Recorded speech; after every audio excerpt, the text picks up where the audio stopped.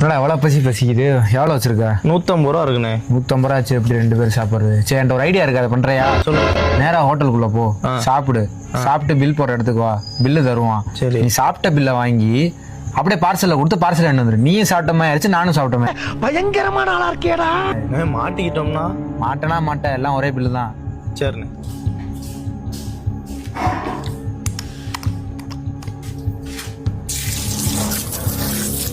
எவ்வளோண்ணே? 130 ரூபாயா? சரிண்ணே, இந்த போட்டு விட்டுறேண்ணே. அங்கே பில்லு மட்டும் வாங்கிங்க. அண்ணே பார்சல்.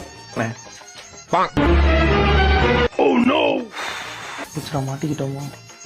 ஓனரண்ணே, வாங்கண்ணே. எனக்கு தெரியாது, வெளியே ஆள் நிக்கிறாங்க. என்னாச்சு உங்களுக்கு? இப்ப ஏன்பா என்னப்பா ஆச்சு? நான் எதுவும் பண்ணலண்ணே, எனக்கு தெரியாதுண்ணே. நான் அப்பயே சொல்லிட்டேன் பிரியாணி முடிச்சுண்ணே. திரும்ப பில் அடிச்சு விட்டுருக்கீங்க, நான் என்ன பண்றது?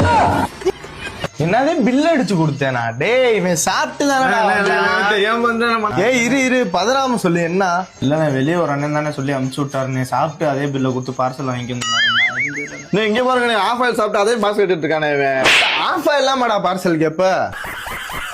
மன்னிச்சிருங்கண்ணே, தெரியாம செஞ்சுட்டேனே. வெளியே இருக்கேன் பேச்ச கேட்டு தெரியாம செஞ்சுட்டேனே, மன்னிச்சிருங்கண்ணே. எவா வெளியே இருக்கவன காமி அங்க நிக்கிறான் பாருண்ணே, அவரு தானே வந்தானா? ஆமாண்ணே. பா பா பா என் நண்பனை போல ஒருத்தனா வாய் பேச முடியாத ஒரு பச்சை மண்ணை போய் கூத்துருவேன்.